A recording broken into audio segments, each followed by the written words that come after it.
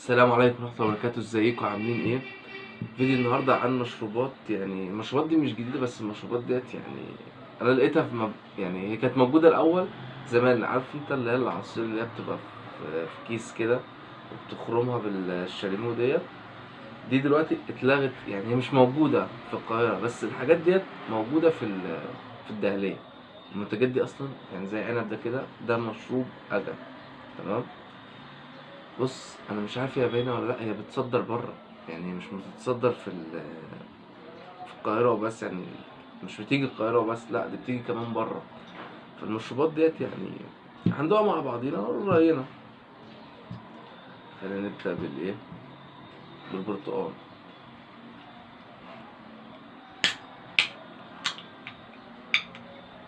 فبقول له برتقال طبيعي. تمام. ده 330 مللي. طبعا هي بتتصدر، ريحته حلوه قوي والله. بتتصدر في انجلترا وفرنسا والمانيا وايطاليا والسويد واسبانيا وروسيا. هي روسيا كانت هنا تقريبا. اه روسيا، في العنب.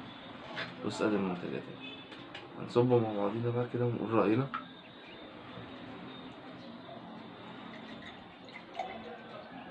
هنشوف بقى طبيعي ولا لأ.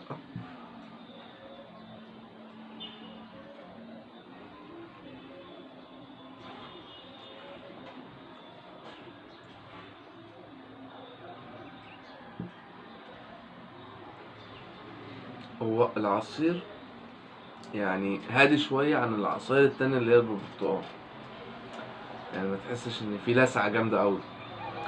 لكن يعني انا لو مشروب عصير مثلا اللي هو البرتقال، يعني انا هديله، يعني انا ما بحبش البرتقال قوي يعني، فهديله 7 من 10. تمام.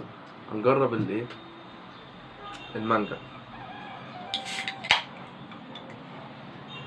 حاجة تانية،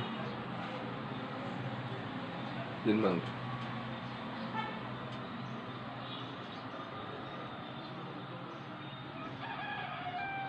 المانجا دي عاملة دي كده. ماشي. هي برضو خفيفة، يعني انت شايف.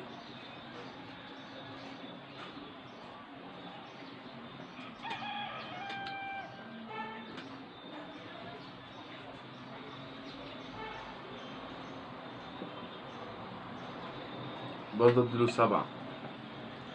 العصير المانجا يعني خفيف قوي، مش المفروض يكون تقيل، مش عارف ليه خفيف قوي كده.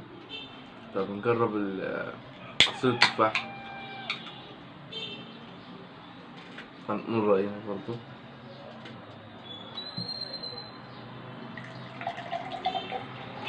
المشروبات كلها خفيفة قوي ليه كده. بص يعني صباح الفل يعني.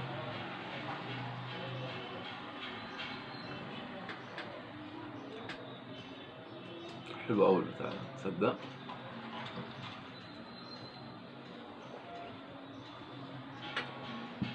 يعني انا مثلا دوت اديله 8 من 10. نيجي بقى اللي هو المشروب اللي هو الايه، هنخلي العنب في الاخر. اجي على الجوافة. عارفين ان الجوافة بتبقى تقيلة، هل بقى دي تبقى تقيلة؟ انا شايفها تقيلة لحد دلوقتي. بص هي لحد ما تقيلة شوية. هنقول رأينا.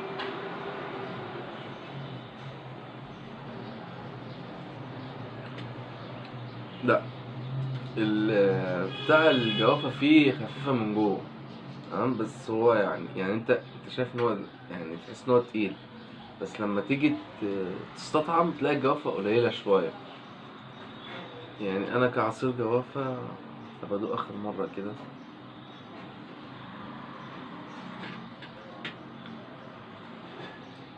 لا خفيف، فانا بصراحة الجوافة اديله 6 من 10. عجبنيش خالص يعني. اجي بقى على المشروب اللي هو الاخير، اللي هو مشروب العنب. من اولها شكله خفيف خالص على فكرة.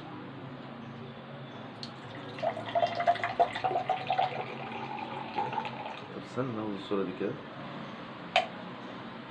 هي دي كده باينة اكتر كده، صح؟ هي دي اللي نزلت. شوف بقى عصير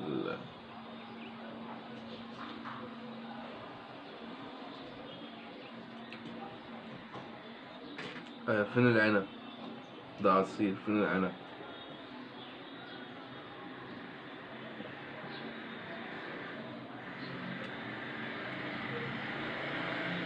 لا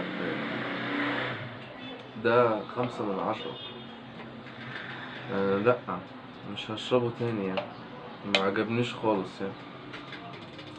اما انا العصير اللي عجبني يعني تفاح. تفاح اديله زي ما قلت كده 8/10 تقريبا. انا مش فاكر قلتله كام، بس هو تقريبا 8/10 يعني. التفاح هو اللي عجبني. لو نيجي هنرتبه فيبقى التفاح، البرتقال، تمام، بعد كده مين؟ المانجا، الجوافة، وفي الاخر طبعا العصير اللي هو الايه، اجل عنب. لو كده بالترتيب بقى. طبعا انا كده وصلت لنهاية الفيديو. يا رب يكون الفيديو عجبكم. اشوفكم في فيديو جديد، والسلام عليكم ورحمة الله وبركاته.